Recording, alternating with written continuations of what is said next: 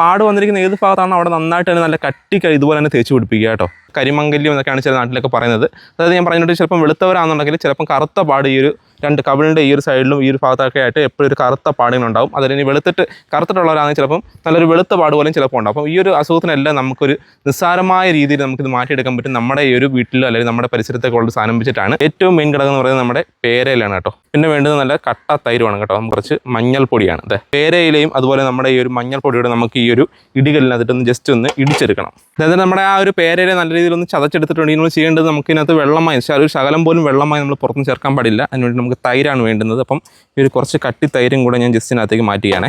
അന്നേരം നമ്മൾ നല്ലപോലെ തന്നെ ചതച്ചെടുക്കുകയാണ്. കാരണം നല്ല കുഴവി പോലെ നമ്മളൊന്ന് ഇങ്ങനെ ഉരുട്ടിയെടുക്കുമ്പോൾ നല്ലത് വരും. നമുക്ക് അതുപോലെ തന്നെ നമുക്ക് ഈ ഒരു വെള്ളം കുറവെന്ന് തോന്നുന്നുണ്ടെങ്കിൽ കുറച്ചും കൂടെ നമുക്ക് തൈര് ഒഴിക്കാം.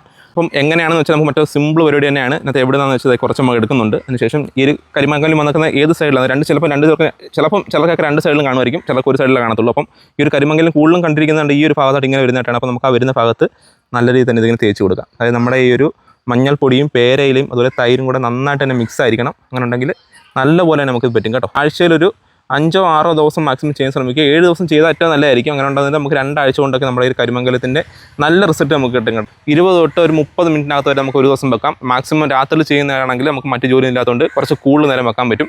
പകലൊക്കെയാണ് ചെയ്യുന്നതെങ്കിൽ ഒരു 20 അല്ലെങ്കിൽ 30 മിനിറ്റ് വെച്ചേക്കാം.